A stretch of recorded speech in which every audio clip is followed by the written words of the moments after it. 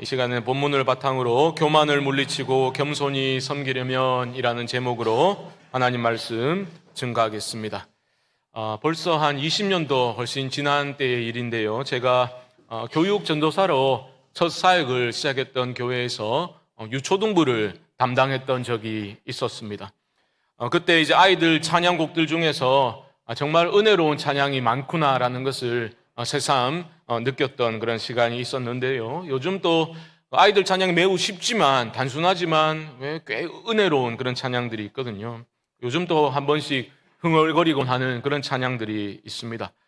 최근에 떠올랐던 그 찬양은요, 조심해 조심해라는 찬양입니다. 여러분 혹시 아십니까? 조심해 조심해 잊지 않도록.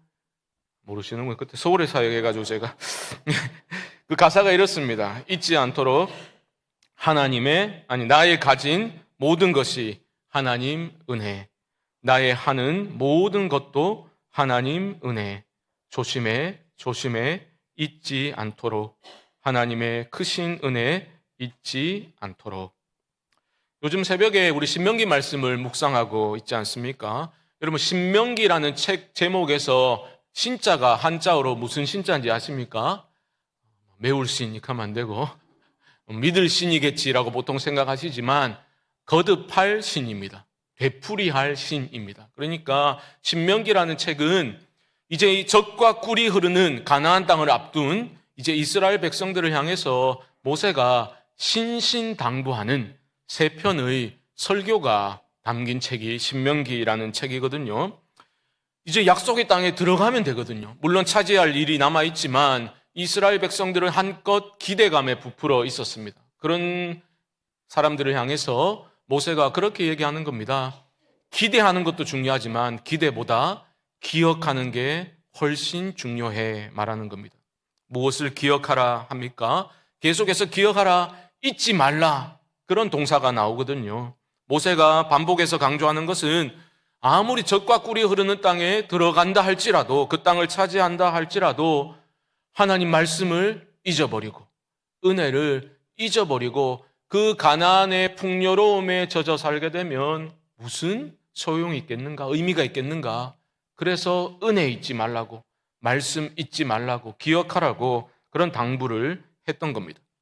성도는 그 어떤 것도 당연한 것으로 여기지 않는 사람들입니다. 왜냐하면 나의 가진 모든 것이 하나님의 은혜이기 때문이고 나의 하는 모든 것이 하나님의 은혜임을 믿는 사람들이 성도이기 때문입니다. 2024년 우리 모두가 그 어떤 것도 당연한 것으로 여기지 아니하고 날마다 하나님의 은혜의 눈을 떠서 일상에 깃든 신비를 발견하고 경탄이 이어지는 복된 삶을 살아갈 수 있기를 주님의 이름으로 축복합니다. 설교의 시작을 은혜를 기억하자 이렇게 말씀드리는 이유는 우리가 계속해서 살펴보고 있는 그 섬김을 어떻게 진정으로 실천할 수 있는가, 그 문제와 직결되어 있기 때문입니다. 우리는 계속해서 십자가 그 대속의 은혜, 우리 구주의 그 십자가 희생적 사랑을 깊이 깨달을 때에만 참된 섬김을 실천할 수 있다, 그렇게 배웠지 않습니까? 오늘 다룰 이야기도 그러한 교훈을 우리에게 주고 있습니다. 요한복음 13장에 담긴 이야기는 여러분 모두에게 익숙한 그러한 이야기일 것 같습니다. 바로 예수님께서 제자들의 발을 씻어주신 이야기죠. 저도 중고등부 때 수련회 가게 되면 저녁 집회 끝나고 선생님들이 이렇게 대야에 물을 받아다가 학생들 발을 씻어준 세족식을 그렇게 진행했던 것을 기억하는데요. 왜 우리가 그런 것을 행합니까? 주님께서 제자들의 발을 씻어주시고 명령을 하셨기 때문입니다. 15절 말씀 한번 보시면요. 15절 말씀, 내가 너희에게 행한 것 같이 너희도 행하게 하려 하여 본을 보였노라. 행하라는 겁니다. 너희도 그렇게 행하라고 주님이 본을 보여주셨다 말씀하고 있지요.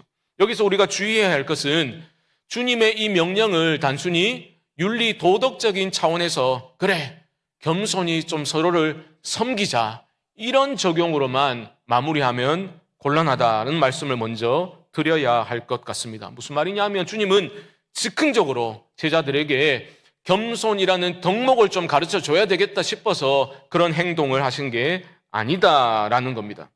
1절 말씀을 한번 보시죠. 1절입니다.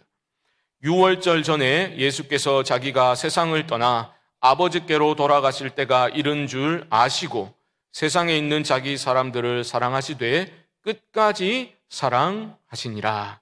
보십시오. 지금 예수님이 제자들의 발을 씻어주신 것은 단순히 인간적인 정에 이끌려서 즉흥적으로 하신 행동이 아니다라는 겁니다. 지금 예수님은 하나님으로서 하나님답게 정확히 본인이 무슨 일을 하시는지를 아시고서 행동하고 계신 겁니다. 3절 말씀이 이 점을 분명히 보여주고 있는데요. 3절 말씀 보십시오. 저녁 먹는 중 예수는 아버지께서 모든 것을 자기 손에 맡기신 것과 또 자기가 하나님께로부터 오셨다가 하나님께로 돌아가실 것을 아시고, 다 아시고 행하신 거다 이 말입니다. 이것은 바로 앞절인 2절을 보시면 이런 말씀이 나오거든요. 마귀가 벌써 시몬의 아들 가룟 유다의 마음에 예수를 팔려는 생각을 넣었더라. 우리는 이후에 어떤 사건이 어떻게 진행됐는지를 알지요. 가룟 유다가 예수님을 팔아 넘기지 않습니까? 그런데 요한은 그러한 가룟 유다의 배신으로 인해서 우발적으로 일어난 일이 십자가 사건이다 라고 말하고 있는 게 아니라는 겁니다. 주님이 다 알고 계신다는 거예요. 아버지께로 돌아가실 때가 이른 줄 아시고 제자들의 발을 씻고 계신다. 왜 이런 말씀을 드리는가 하면 단순히 윤리도덕적인 차원에서 겸손히 서로를 좀 섬겨야 해, 이런 말씀이 핵심이 아니라는 겁니다. 오늘의 이 발을 씻어주신 사건은 예수 그리스도의 십자가 구속의 사역, 그 관점에서 해석되어야 한다라는 겁니다. 후에 자세히 다루겠지만 십자가 복음이 바로 겸손의 근원이다라는 겁니다. 참된 겸손은 십자가 복음으로만 가능한 일이다. 이것을 여러분 꼭 기억하시고 말씀을 우리가 읽어 나가야 하겠습니다. 예수님이 제자들의 발을 씻어주셨지요. 이 이야기는 기독교가 역설의 종교다라는 것을 너무나 잘 보여주고 있습니다. 사실 하나님이 인간이 되셨다, 이 성육신 사건이야말로 최고의 겸손 아닙니까? 그런데 성육신하신 하나님은, 우리 주님은 제자들의 발을 씻어 주셨죠. 당시 발을 씻는 일은 너무나 천한 일이라 노예들이 하는 일이었습니다. 그런데 구주께서 몸을 굽혀 자신을 낮추시고 제자들의 발을 씻어 주셨습니다. 그리고 이렇게 말씀하셨죠. 17절 말씀 보십시오. 17절. 너희가 이것을 알고 행하면 복이 있으리라. 복이 있으리라, 이 말은 행복하리라, 행복하게 될 거야, 이 말씀입니다. 놀라운 말씀이죠. 세상의 논리와 세상의 가치관과 세상의 지혜와 정반대되는 가르침입니다. 세상에서는 내가 높임을 받고 내가 다른 사람들을 다스려야 행복하다라고 가르쳐 주지 않습니까? 그런데 주님은 자신을 낮추고 겸손히 다른 사람들의 더러워진 발을 씻어주는 그러한 자들에게 임하는 행복을 말씀하십니다. 우리 주님은 주는 것이 받는 것보다 더 복되다, 역설을 가르치셨죠.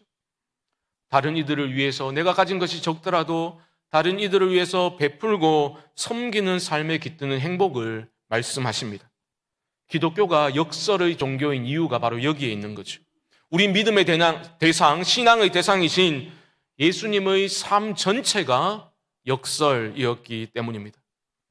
제자들은 주님의 뒤를 따른다고 하면서도 이 역설적 진리에 아직은 눈뜨지 못한 상태였습니다. 그래서 여전히 세상이 제시하는 행복의 길과 세상이 가르쳐주는 그 영광의 길에서 제자들은 벗어나지 못하고 있었던 거죠.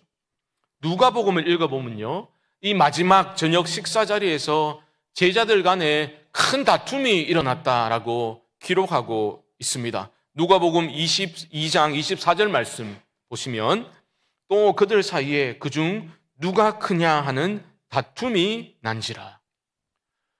제가 어릴 때만 해도 요즘도 그렇겠지만 어른들 앞에서 막 큰 소리 내면 어디 어른 앞에서 큰 소리 내며 싸우냐고 막 야단치지요. 제자들이 스승 앞에서 큰 소리로 다툼을 일으키게 됩니다. 왜요? 누가 크냐? 여전히 세상적인 영광, 여전히 세속적인 생각에 사로잡혀 있었다라는 거죠. 주님은 죽음을 말씀하시는데 제자들은 누가 크냐? 누가 더 높은 자리에 올라갈 거냐? 세상이 가르치는 영광에 취해 있는 모습입니다. 이런 어리석은 제자들을 우리 주님은 용납하시죠. 그리고 자리에서 일어나셔가지고 대야에 물을 받아 제자들의 발을 씻기 시작하십니다. 겸손해야지 말로써 가르치신 것이 아니라 친히 자신의 몸을 굽혀서 제자들의 더러워진 발을 씻어주심으로 행동으로서 겸손이 무엇인지 섬김이 무엇인지를 주님께서 가르쳐 주셨던 겁니다. 그리고 말씀하시는 거지요. 요한복음 13장 14절 말씀. 14절 내가 주와 또는 선생이 되어 너희 발을 씻었으니 너희도 서로 발을 씻어주는 것이 옳으니라. 노예가 하는 일인데 내가 너희의 주로 또한 선생으로 스승으로 이렇게 발을 씻어주었으니 너희도 서로 발을 씻어주고 섬기는 게 마땅하다. 그게 옳아. 주님은 말씀하십니다. 여러분 제자들의 마음이 어떠했을까요? 너무 황송했겠죠. 아니 스승님이 나의 발을 씻어주시다니. 그래서 베드로는 절대 안 됩니다. 그렇게 거부까지 했던 것 아닙니까? 여러분은 혹시 그런 황송했던 경험이 있으십니까? 제가 새해 들어가지고 계속 섬기셔야 됩니다. 이런 말씀을 드리니까 너무 분위기가 다운되는 것 같아서 오늘 제가 특별히 재밌는 얘기를 하나 해드리겠습니다. 달리기 얘기 아니니까 너무 걱정하지 마시고 군대 얘기입니다. 제가 신병 때 자대 배치를 받고 얼마 되지 않았습니다. 그러니까 2등병, 여전히 2등병 때였는데요. 아마 6월 달이었던 걸로 기억해요. 그래서 어디서 한날 고참이 오더니 육해공군 다 모여가지고 구국 기도회를 한다는 거예요. 네 교회 다니시? 그래요. 예, 갔다 와. 그래서 다녀왔습니다. 벌써 30년 전의 이야기거든요. 아이고 우리 목사님 10살에 군대 갔냐? 이런 훌륭한 분들은 오늘 점심 두 그릇 드시기 바랍니다. 제가 그때 미국 무대에 근무했었는데 미 8군에 있는 우리 한국군 이제 카투사들이죠. 가장 높은 이제 장교가 대령이었습니다. 한국군 지원 단장 대령이 한 명이었거든요. 중령 몇 명, 그 밑에 지역 대장들이 있었습니다. 대령은 저희들에게는 하늘 같은 존재였죠. 그런데 그 육해공군 다 모인 구국 기도회 예배에 참석했는데 대령님들이 순서지를 들고 막 안내위원을 하고 있는 거예요. 안내위원이 낮은 위치다 그런 뜻이 절대 아닙니다. 중령님들은 밖에 나가보니까 막 주차 관리하고 있고 막 일로 대십시오 절로 대십시오 이러고 있더라고요. 하늘같이 여기던 분들이 그렇게 하고 있더라고요. 예배가 시작됐는데 요 위에 올라와 앉아있는 분들은 다 별들이에요. 별들. 별 3개가 사회 보고 막 별 4개가 대표 기도하고 막 이러더라고요. 한 번도 본 적이 없었는데 별 구경 실컷 하다가 집에 왔습니다. 그런 상황에서 단장님이 막 이렇게 안내하고 있는데 만약에 저를 불러다가 뭘 시킨들 제가 완전 큰 소리로 복명복창하고 열심히 했겠지 않겠습니까? 제가 얘기를 준비할 때는 참 재밌다 싶었는데 이게 다시 본문으로 돌아와서 생각해 보십시오. 제자들은 너무 황송한 거죠. 주께서 스승님께서 그들의 발을 씻어주시면서 너희도 이렇게 하는 게 옳아. 무슨 핑계를 대겠습니까? 당연히 해야 되는 거죠. 그런데 막상 그런 겸손히 다른 이들을 섬기는 것은 실천하는 게 정말 쉽지 않다라는 것을 우리는 또한 느끼고 있지 않습니까? 왜 겸손은 여러분 그렇게 힘든 일일까요? 답은 단순합니다. 겸손이 왜 어려우냐? 바로 우리가 교만하기 때문입니다. 너무 아프지요? 아파야 정상인데. 겸손이 왜 안 될까 생각해 보면 되게 답은 단순해요. 우리 안에 교만이라는 죄가 여전히 살아 움직이고 있기 때문입니다. 섬김의 문제는 여러분 선택적인 문제가 아니라 있습니다. 여러분 오해하지 마십시오. 아이고 목사님 섬기는 봉사자가 부족해가지고 맨날 저러는가? 아니에요. 신앙의 본질과 직결되어 있습니다. 섬김은 그냥 일이 아니라니까요. 선택적인 문제, 가벼운 문제가 결코 아닙니다. 여러분 겸손을 가로막는 주적이 바로 교만이거든요. 교만은 죄입니다. 죄. 치명적인 죄입니다. 여러분 세븐이라는 영화를 보셨는지 모르겠지만 그 세븐이라는 영화가 멸망에 이르는 7가지 큰 죄, 대죄를 다룬 영화이거든요. 7가지 치명적인 죄 중에서 가장 으뜸되는 죄가 뭔지 아십니까? 교만입니다. 교만. 조나단 에드워즈는 교만에 대해서 이렇게 말했습니다. 가장 은밀하고 비밀스러우며 모든 죄 중에 가장 속임수가 많다. 교만은 이런 치명적인 죄입니다. 끝까지 살아남아서 우리를 괴롭히고 넘어뜨리는 치명적인 죄이죠. 겸손과 교만은 빛과 어둠과 같습니다.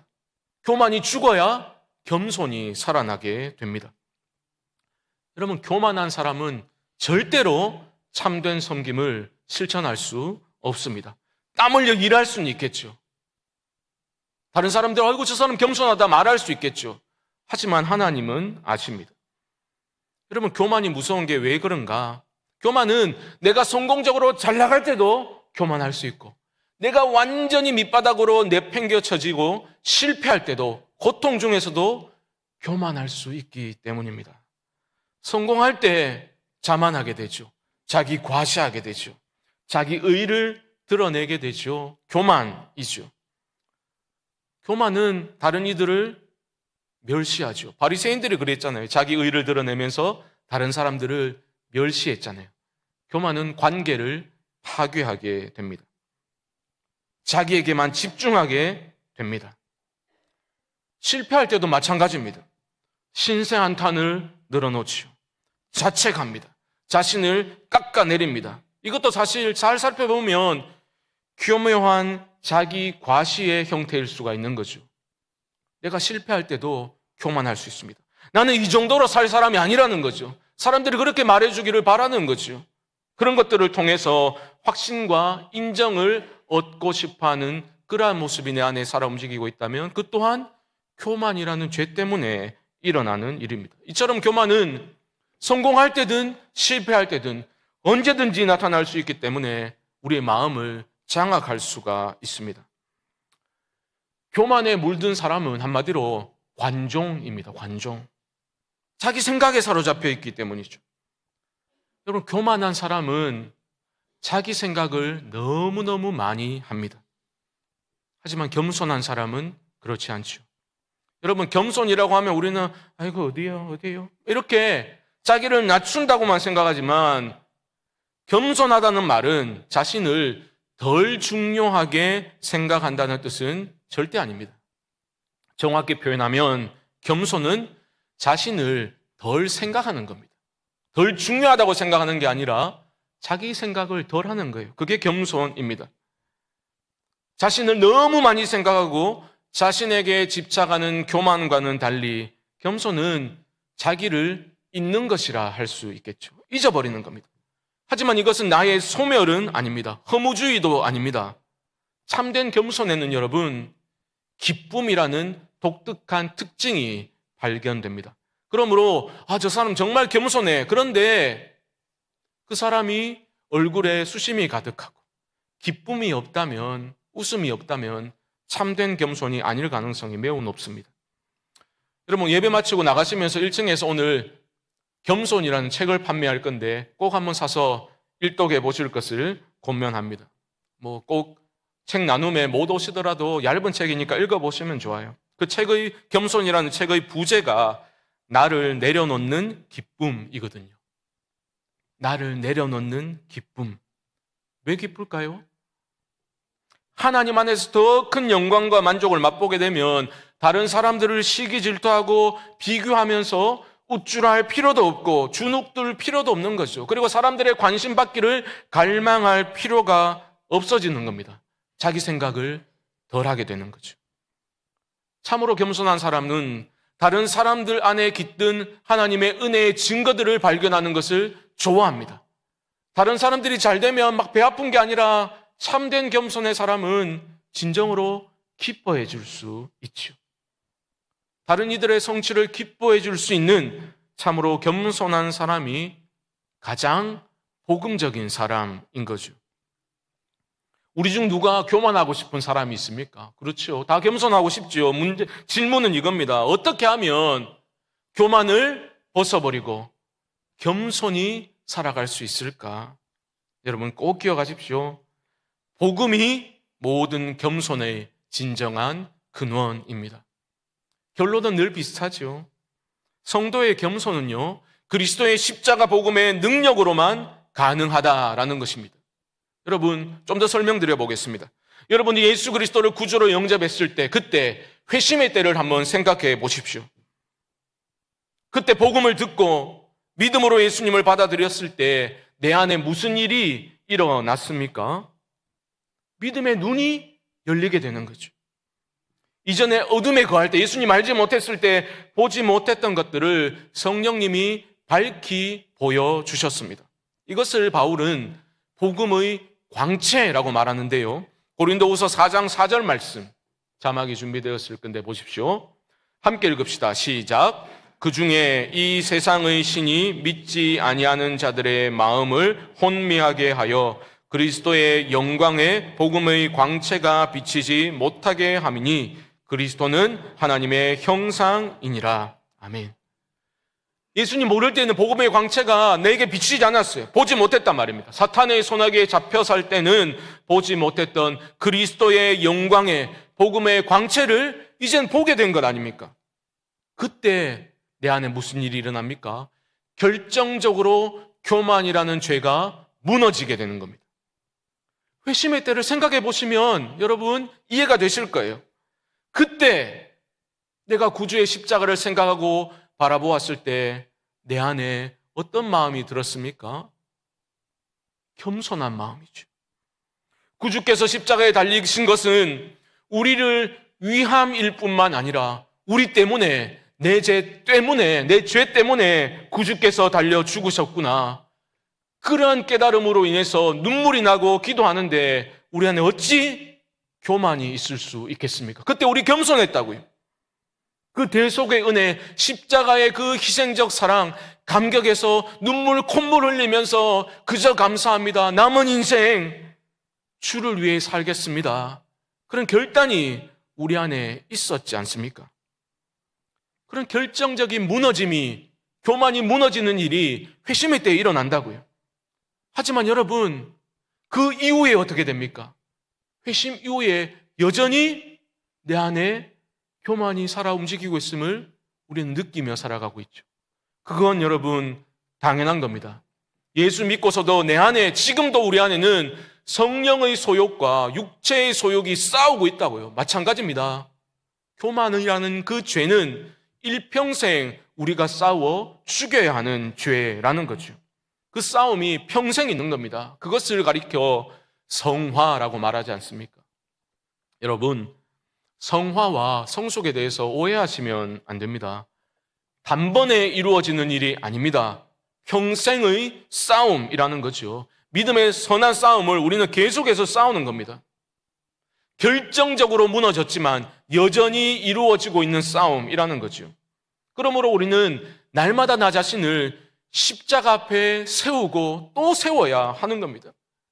그 십자가 복음의 능력이 그 나의 심령을 다스리도록 우리는 날마다 하나님의 은혜를 구해야 하는 겁니다. 여러분, 이게 없으면요, 교회를 아무리 오래 다녀도 지극히 교만한 모습으로 기쁨도 없이 껍데기뿐인 그러한 종교 생활이 반복될 뿐입니다.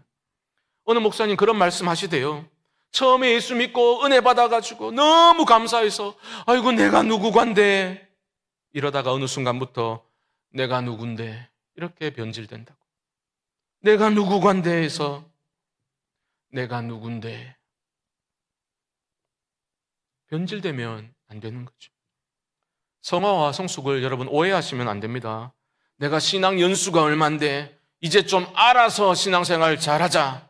이게 성숙이 아닙니다. 영적인 성숙은 우리가 점점점 더 나아져서 하나님을 좀 덜 의지하고 내 할 일 알아서 잘하는 상태에 이르는 것이 영적 성숙이 아니죠. 오히려 더욱 하나님을 의지합니다.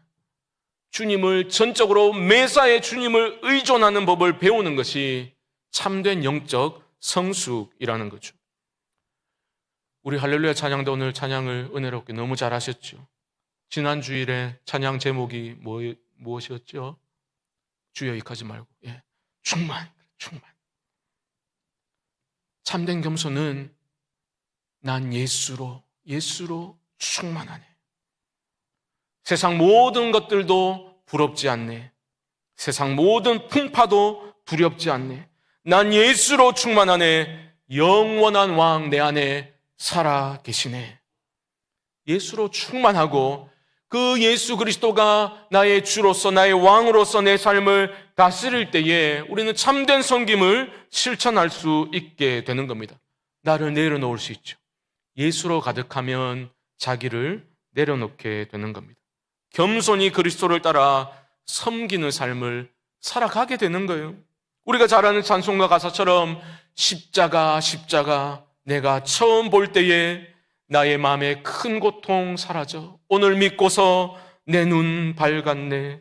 참 내 기쁨 영원하도다.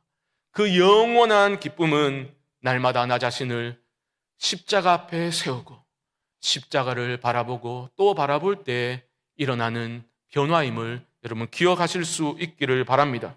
그때 우리는 자기로 가득 찬 삶에서 해방되는 거죠. 어느 찬양의 가사처럼 나는 아무것도 아닙니다. 주님 사랑 없으면. 나는 아무것도 모릅니다. 주님 지혜가 없으면. 이제 내가 사는 것 아니요 그리스도 내 안에 사시니.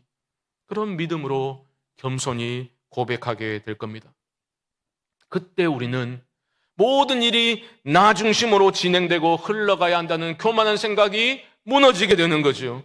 내가 하나님의 크고 위대한 이야기 안에 있는 작은 이야기를 차지하고 있을 뿐이라는 그러한 사실과 내 작은 삶이 나의 이기적인 욕심과 개인적인 행복이라는 목표보다 훨씬 거대하고 위대한 무언가를 위해 쓰임받고 있다는 사실을 감사함으로 차분히 인정하게 되는 그때에 진정한 겸손이 우리 모두를 감싸고 있음을 우리는 발견하게 될 것입니다. 너희가 이것을 알고 행하면 행복할 거야. 우리 모두에게 말씀하신 그 주님의 음성이 크게 들릴 수 있기를 주님의 이름으로 축복합니다. 그래야 우리 모두가 십자가 복음의 능력을 의지함으로 기쁨과 감사함으로 서로를 섬기고 주를 섬기는 참된 섬김의 공동체로 세워져 나갈 수 있게 되기를 주님의 이름으로 간절히 축원드립니다.